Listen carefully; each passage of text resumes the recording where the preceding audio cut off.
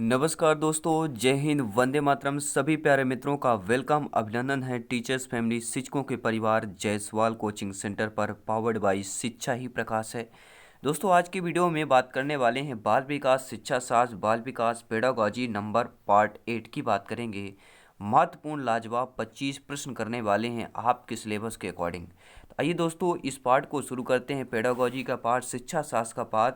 आपको पता है शिक्षा शास्त्र का पार्ट जो होता है इतना इंपॉर्टेंट होता है, जिससे आपका सिलेक्शन पाने के लिए हम सीडीपी की बात करते हैं, चाइल्ड डेवलपमेंट पेडागॉजी। हर एक पार्ट, हर एक सेशन, हर एक कंप्लीट अपने आप में तैयारी होती है, बेहतरीन प्रिपरेशन होता है, क्योंकि सिलेक्शन यहाँ पर सर्वोपरि है। तो आइए दोस्तों शुरू करते हैं। जाइए, आपको प्लेलिस्ट मिल जाएगा बाल विकास पेडागॉजी का, सारी क्लासेज आपको पार्ट वाइज मिल जाएगी। ये पार्ट नंबर 8 है। तो पहले इस पार्ट के 25 महत्वपूर्ण, आइए क्वेश्चन को देखते हैं। पहला प्रश्न है, कोलकाता विश्वविद्यालय ने कब प्रथम मनोविज्ञान अ, विभाग प्रारंभ किया था? यानी कोलकाता विश्वविद्यालय में प्रथम मनोविज्ञान विभाग का प्रारंभ किया गया, कब किया गया था? 1938 में, 15 में, 16 में या 20 में किया गया था? आपका कमेंट, आपका फीडबैक क्या कहता है? सभी प्यारे मित्र कमेंट करेंगे। कोलकाता विश्वविद्यालय ने कब प्रथम मनोविज्ञान विभाग प्रारंभ किया? तो आपका जवाब होना चाहिए, हम बात करें 1916 अर्थात 1916 की बात कर रहे हैं। मानसिक आरोग्य विज्ञान का एक विज्ञान है जो मानवीय संबंध से संबंध है, यह किसने कहा था? यानी जो मानसिक आरोग्य विज्ञान का एक विज्ञान है, जो मानसिक आरोग्य विज्ञान, समझिएगा इस प्रश्न को, ठीक है। ये परिभाषा है, यह एक कथन है, यह एक स्टेटमेंट है कि मानसिक आरोग्य विज्ञान का एक विज्ञान है जो मानवीय संबंध से संबद्ध है। यह किसने कहा? तो फ्रायड, स्किनर, क्रोएमक्रो या वाटसन ने कहा। सभी प्यारे मित्र कमेंट करेंगे। आपका जवाब, आपका कमेंट क्या कहता है? आपका फीडबैक क्या कहता है? तो राइट ऑप्शन हम चूज करेंगे दोस्तों। हम के एंड के की बात करते हैं, क्रो की बात करते हैं कि मानसिक आरोग्य विज्ञान का एक विज्ञान है जो मानवीय संबंध से संबंध है। किसका कथन है? यह क्रो का कथन है। तीसरा option is the right answer. सभी प्यारे मित्रों का, हर एक भाई बहन अग्रणी का वेलकम, अभिनंदन है टीचर्स फैमिली शिक्षकों के परिवार। सभी प्यारे मित्र कमेंट करेंगे। जी हाँ, हम बात कर रहे हैं दोस्तों निम्नलिखित में सिगमंड फ्रायड की अवधारणा है, ईड, ईगो, सुपर ईगो या उपयुक्त सभी। तो सिगमंड फ्रायड की अवधारणा क्या है? सभी लोग बताना है। ईड है, ईगो है या सुपर ईगो है? तो आपने अगर स्टडी किया होगा, आपने अगर सिलेबस के अकॉर्डिंग तैयारी की है तो आपको जरूर पता होगा। अगर नहीं पता है तो जाइए अभी चैनल को विजिट कीजिए, सब्सक्राइब करिए, बेल आइकन जरूर प्रेस करिए, ताकि लेटेस्ट नोटिफिकेशन आपको मिलता रहे। हर एक कंसेप्ट, हर एक क्वेश्चन, हर एक सेशन लाजवाब है। दोस्तों, सिगमंड फ्रायड की अवधारणा पूछा जा रहा है। तो सिगमंड फ्रायड की जो अवधारणा होती है, इड, ईगो और सुपर ईगो, ये तीनों कहलाएंगे, अर्थात हमारा D option is the right answer, correct answer हो जाएगा। अपना ओपिनियन, अपना फीडबैक करते रहें प्रत्येक क्वेश्चन का, और अंत में बताना भी है 25 में से आपका स्कोर कितना है, आपका ओपिनियन क्या है, आपका फीडबैक क्या है, आपकी तैयारी क्या है। दोस्तों, मनोभौतिकी विधि में किनके मध्य के संबंधों का अध्ययन किया जाता है? जो मनोभौतिकी विधि होती है, ध्यान दीजिएगा, बहुत ही इंपॉर्टेंट प्रश्न है। मनोभौतिकी विधि में किनके मध्य के संबंधों का अध्ययन किया जाता है? उद्दीपन, अनुक्रिया, अनुक्रिया उद्दीपन, क्रिया प्रतिक्रिया या उपरोक्त सभी। तो ये मैं किसी आपके पार्ट में, यह मॉक क्वेश्चन मैं आपको दे चुका हूँ, शायद आपको पता भी होगा।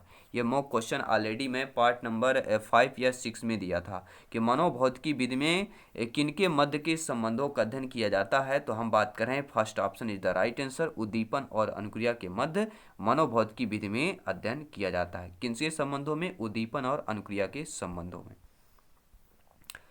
पांचवा प्रश्न है, अंतर्दृष्टि अधिगम में समस्या की किस स्थिति पर ध्यान दिया जाता है? संपूर्ण स्थिति पर, प्रारंभिक स्थिति पर, विशेष स्थिति पर या लुप्त स्थिति पर ध्यान दिया जाता है? तो आपने पढ़ा होगा अंतर्दृष्टि अधिगम। तो अंतर्दृष्टि अधिगम में समस्या की किस स्थिति पर ध्यान दिया जाता है? तो जो आपका अंतर्दृष्टि अधिगम है, नाम से ही आपको पता चल जाता है इसका आंसर क्या होने वाला है। तो हम बात करें दोस्तों अंतर्दृष्टि के में जो समस्या के किस स्थिति पर ध्यान दिया जाता है, तो प्रारंभिक स्थिति पर। जो समस्या की प्रारंभिक स्थिति होती है वह अंतर्दृष्टि अधिगम में इस समस्या के स्थिति पर ध्यान दिया जाता है, प्रारंभिक स्थिति पर। अपना भी कमेंट, अपना फीडबैक करते रहें, क्योंकि आप सभी लोग ज्ञानी हैं, सर्वज्ञ व्याख्याता हैं।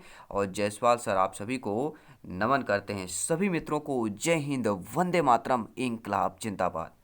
दोस्तों हम बात कर रहे हैं निम्नलिखित में से स्टेनले हॉल द्वारा प्रतिपादित सिद्धांत की बात कर रहे हैं। जी हाँ, स्टेनले हॉल द्वारा प्रतिपादित सिद्धांत आपका सप्रयोजन व्यवहारवाद का सिद्धांत है, पुनर्बलन का सिद्धांत है, पुनरावृत्ति का सिद्धांत है, या द्वितात्विक सिद्धांत का सिद्धांत है। अब आपका कमेंट क्या कहता है, आपका फीडबैक, आपका ओपिनियन क्या कहता है।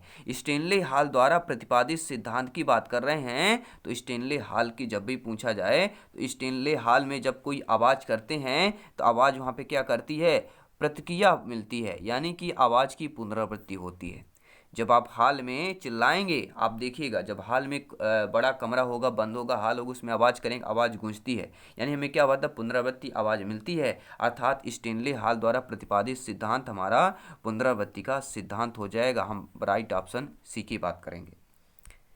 ये एक लॉजिकल है दोस्तों, हॉल में जाना, चिल्लाना, आवाज़ का पुनरावृत्ति होना, ये अपने आप में लॉजिकल ट्रिक होता है जो हमें अपने आप में, ठीक है, हमें रिमाइंड कर सके, हमारा माइंड एब्जर्व करे वो चीज़ों को, और जब क्वेश्चन हमें फेस आए तो वो जो एब्जर्व हमने किया वो सारा फेस, ठीक है, एक बार फिर रिमाइंड हो, ताकि हमें क्वेश्चन करेक्ट पता चले।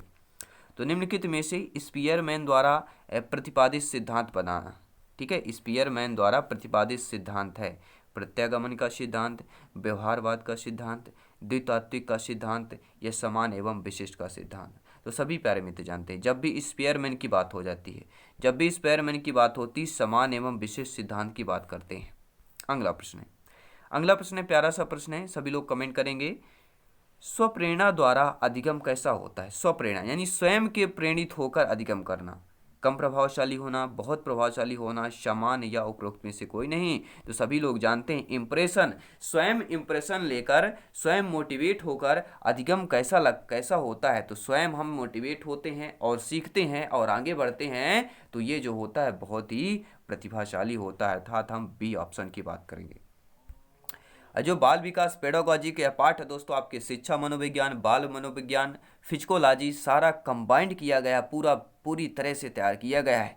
जैसे गर्मी में गर्मी को दूर करने के लिए शरबत हम पीते हैं, गर्मी में दूर करने के लिए शरबत पीते हैं, तो क्या हम खाली पानी भर लेते हैं? पानी भर नहीं, उसमें थोड़ा नींबू भी डालते हैं, शक्कर या नमक डालते हैं, तो ये पूरी तैयारी होती है। जैसे आपके पेडागोजी के कई सारे पार्ट होते हैं, वैसे ही ये समझ लीजिए पेडागोजी का शरबत है। इसको पी लीजिए, गर्मी बाहर, शरबत को पीने से गर्मी बाहर। और इस पेडागोजी के क्लास कंसेप्ट शरबत को पीने से आपका जो आएगा, गर्मी को दूर करेंगे, ठंड को अंदर लाना है। उसी तरह दोस्तों अज्ञानता को दूर कर, पेडागोजी पढ़कर, इस शरबत की तरह लेकर हमें ज्ञान को, अंधकार को दूर करना है, ज्ञान से अंधकार को दूर करना है। सिलेक्शन का रास्ता यहीं से तय करना है। तो स्वप्रेरणा द्वारा अधिगम कैसा होता है? बहुत ही प्रभावशाली होता है।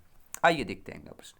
पेस्टोलॉजी के 3H के संप्रत्यय में H का क्या अर्थ है? पेस्टोलॉजी ने एक 3H संप्रत्यय दिया था, इसमें H जो दिया था, H का तात्पर्य क्या है? सभी लोग कमेंट करें। हेड, हार्ट, हैंड या उपरोक्त सभी। तो दोस्तों 3H दिया गया है, या हम कह सकते हैं H H H, इसको हम 3H के नाम से लिख सकते हैं। ऐसा ही है दोस्तों, फैक्टर ऐसा ही है कुछ, यानी हेड, पहले एस से हेड, दूसरे एस से हार्ट और तीसरे एस से हैंड यानी हाथ। हेड यानी सिर, हार्ट यानी दिल, हैंड यानी हाथ। ये 3H का संप्रत्यय पेस्टोलॉजी ने दिया था। देखिए हम बात करें स्पीयरमैन की। स्पीयरमैन द्वारा प्रतिपादित सिद्धांत में किस प्रकार के दो कारक हैं? एक होता है समान कारक G और एक होता है विशिष्ट कारक S। और 3H संप्रत्यय के प्रतिपादक कौन है? तो पेस्टोलॉजी, ये भी प्रश्न आ सकता है। और पेस्टोलॉजी के 3H संपत्ति में H का अर्थ क्या है? तो H का अर्थ क्या होता है? हेड, हार्ट एंड हैंड होता है। ये बहुत ही इंपॉर्टेंट टॉपिक है। सभी प्यारे मित्र टेलीग्राम से जरूर जुड़े, नोट्स PDF फाइल प्राप्त करें फ्री में, क्योंकि राष्ट्र हित में शिक्षा का चैनल है। फ्री ऑफ कॉस्ट सारे कुछ आपको exam material, preparation material, PDF for notes सब कुछ मिलता है। बस आप लोग फीडबैक करते रहें, सपोर्ट करते रहें शिक्षा का। अगला प्रश्न है, तत्परता तथा कार्य सीखने की गति में निम्नलिखित में से कौन सा संबंध होता है? देखिए तत्परता, तत्परता तथा कार्य सीखने की गति में निम्नलिखित में से कौन संबंध होता है कि कार्य सीखने की गति तत्परता के व्युत्क्रमानुपाती होता है, कार्य सीखने की गति तत्परता से अप्रभावित रहती है, या कार्य सीखने की गति तथा तत्परता दोनों ही अधिगम के अभिन्न संप्रत्यय हैं, या कार्य सीखने की गति तत्परता के समानुपाती होती है। अब आपका कमेंट क्या कहता है कि तत्परता कार्य करने सीखने निम्नलिखित में से कौन सा संबंध है? हमारा संबंध जो सही है वह कि कार्य सीखने की गति जो है तत्परता के समानुपाती होती है। वह कार्य सीखने की जो गति है इसके समानुपाती क्या हो जाएगा? तत्परता के समानुपाती होती है। अगला प्रश्न है प्यारे मित्रों, आत्मनिरीक्षण विधि द्वारा किनकी क्रियाओं का अध्ययन किया जाता है? जो आत्मनिरीक्षण विधि होती है, ध्यान दीजिएगा, आत्मनिरीक्षण विधि द्वारा किनकी क्रियाओं का अध्ययन किया जाता है? कक्षा कक्ष में छात्रों की व्यक्तिगत विभिन्नताओं का, असाधारण बच्चों की, स्वयं की, या उपरोक्त सभी की। तो आत्मनिरीक्षण की बात करेंगे। देखिए आत्मनिरीक्षण, आत्मा यानी स्वयं, तो यानी कि हम बात करें स्वयं की, तो आत्मनिरीक्षण विधि स्वयं की क्रियाओं का अध्ययन किया जाता है। अगर आपको अपनी ही स्वयं की क्रिया का अध्ययन करना है तो वह आप आत्मनिरीक्षण विधि के द्वारा कर सकते हैं। अगला प्रश्न दिया गया कि मनोविज्ञान आचरण व व्यवहार का यथार्थ विज्ञान है। यह परिभाषा मैकडूगल ने दी, कोल्सनिक ने, स्किनर ने, या पिल्सबरी ने दी थी। अब आपका कमेंट क्या कहता है? तो मनोविज्ञान आचरण और व्यवहार का यथार्थ विज्ञान है, यह परिभाषा और कोई नहीं दी है, आपके मैकडूगल साहब ने दिया था। मैकडूगल मनोवैज्ञानिक ने दिया था। मनोविज्ञान आचरण व व्यवहार का यथार्थ विज्ञान की बात कर रहे हैं। अगला प्रश्न देखिएगा, मनोविज्ञान को आत्मा का विज्ञान किसने कहा? रेवनी ने, प्लेटो ने, वुंट ने, स्किनर ने। सभी प्यारे मित्र कमेंट करें।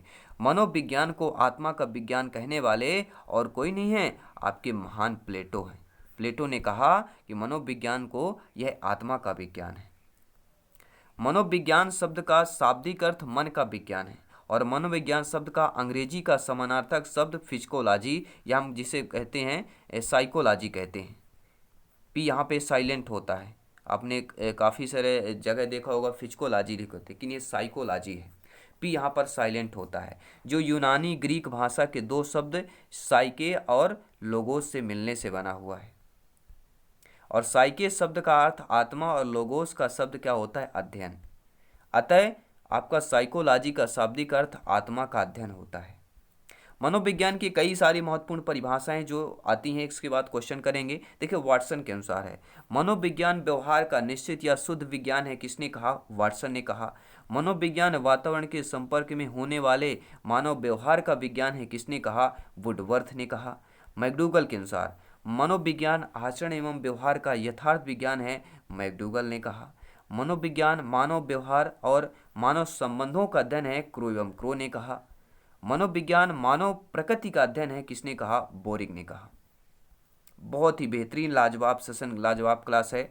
आई थिंक सभी प्यारे मित्र अच्छे तरीके से समझ गए होंगे। वीडियो को लाइक शेयर करते रहें, सपोर्ट करते रहें। पावर्ड बाई शिक्षा ही प्रकाश है। दोस्तों शिक्षा मनोविज्ञान अध्यापकों की तैयारी आधारशिला है। स्किनर, रॉयवर्थ, जेम्स डेवर, वाटसन। सभी लोग कमेंट करें। शिक्षा मनोविज्ञान अध्यापकों की तैयारी की आधारशिला है। किसने कहा है? तो ये आपके स्किनर ने कहा है कि जो शिक्षा मनोविज्ञान है यह अध्यापकों की तैयारी की एक आधारशिला है। आपके स्किनर ने कहा था। और इस स्किनर ने एक और परिभाषा दी है कि मनोविज्ञान व्यवहार और अनुभव का विज्ञान है। जो मनोविज्ञान है व्यवहार और अनुभव का विज्ञान है। किसने कहा? स्किनर ने कहा था। अगला प्रश्न, इसके बाद महत्वपूर्ण 10 क्वेश्चन और करेंगे, कंप्लीट करेंगे 25 प्रश्न। शिक्षा मनोविज्ञान ने जिन बालकों के व्यवहार का अध्ययन किया है, जी हाँ, शिक्षा मनोविज्ञान ने जिन बालकों के व्यवहार का रिलेशन का अध्ययन किया है वह मंदबुद्धि है, पिछड़े हुए हैं, समस्यात्मक हैं, या उपरोक्त सभी की बात करेंगे। तो शिक्षा मनोविज्ञान में देखिए मंदबुद्धि बालकों के व्यवहार का अध्ययन भी किया जाता है, पिछड़े बालकों का भी, समस्यात्मक बालकों का भी, अर्थात उपर्युक्त सभी बालकों का। अर्थात हमारा D option is the right answer, correct answer. सभी प्यारे मित्र कमेंट करें, फीडबैक करते रहें, अपना ओपिनियन देते रहें। शिक्षा शब्द संस्कृत के किस धातु से बना है? वह लट धातु है, शिशु धातु है, शिक्ष धातु है, या पट धातु। सभी प्यारे मित्र जानते हैं, कई बार आपके टीटी एग्जाम में ये रिपीट हुआ क्वेश्चन है कि जो शिक्षा शब्द है ये संस्कृत के किस धातु से बना है। तो आपका जो जवाब होना चाहिए वह दोस्तों शिक्ष धातु से बना हुआ है। हमारा C option is the right answer. अगला प्रश्न देखेंगे, शिक्षा का क्षेत्र कैसा होता है? संकुचित होता है, व्यापक होता है, विस्तृत होता है या बृहद होता है? तो सभी लोग जानते हैं, देखिए ना तो संकुचित होता है ना ही क्या है। अब देखिए तीन चीजें में अलग है, एक है व्यापक, विस्तृत और बृहद। अब ये भाषा है, ये शब्द है, कहाँ पर कैसे उपयोग किया जाता है ये आपको बहुत ही अच्छा पता होगा, क्योंकि आप सभी लोग ज्ञानी हैं, सर्वज्ञ हैं, भावी अध्यापक अध्यापिकाएं हैं, शिक्षक बंधु हैं। तो शिक्षा का क्षेत्र बात कर रहे हैं, तो शिक्षा का क्षेत्र कैसे होता है? व्यापक रूप में होता है, सभी लोग नोट करेंगे। अगला प्रश्न आइए देखते हैं, स्क्रीन पर है। अगला प्रश्न स्क्रीन पर है, प्यारा सा प्रश्न है, और प्यारा प्यारा प्रश्न का सिलेक्शन वाला प्यारा प्यारा लाइक शेयर कर दीजिएगा, क्योंकि यहाँ पर सिलेक्शन सर्वोपरि है। अगला प्रश्न देख लेते हैं, प्यारा सा प्रश्न है, सिलेक्शन वाला प्रश्न है, संभावित प्रश्न है कि शिक्षा मनोविज्ञान किसी निश्चित स्थान पर प्रदान की जाती है, यह कथन शिक्षा के किस अर्थ में प्रयुक्त हुआ है? अर्थात समझने वाली बात है, आप लोग अध्यापक अध्यापिकाएं हैं, कि शिक्षा मनोविज्ञान किसी निश्चित स्थान पर प्रदान की जाती है। ये जो कथन है शिक्षा के किस अर्थ में हुआ है? शिक्षा का संकुचित अर्थ, शिक्षा का विस्तृत अर्थ, शिक्षा का वास्तविक अर्थ, या उपरोक्त में से कोई नहीं। देखिए आप सभी लोग जानते हैं कि एक शिक्षा का जो है किसी से भी सीखा जा सकता है, किसी को भी सिखाया भी जा सकता है, और हमें ये नहीं मानना कि हम बड़े हैं, छोटे से सीख नहीं सकते। बड़े छोटे से सीखते हैं, छोटे बड़े से सीखते हैं। यानी सीखना सीखते रहो, अपने लाइफ में आगे जरूर बढ़ोगे दोस्तों। जैसे इस प्रश्न का यही तो पूछा गया, फिजिकोलॉजी, पेडागोजी, मनोविज्ञान, साइकोलॉजी, यही है दोस्तों कि शिक्षा मनोविज्ञान किसी निश्चित स्थान पर प्रदान की जाती है। यह कथन क्या है? शिक्षा का संकुचित अर्थ कहलाएगा। A option is the right answer हो जाएगा। अगला प्रश्न आइए देख लेते हैं, क्या दिया गया है कि मनोविज्ञान के कितने लक्ष्य होते हैं? सभी लोग कमेंट करें अगर आपको पता है कि मनोविज्ञान के कितने लक्ष्य होते हैं। आपके 3 होते हैं, 5 होते हैं, 8 होते हैं, 2 होते हैं।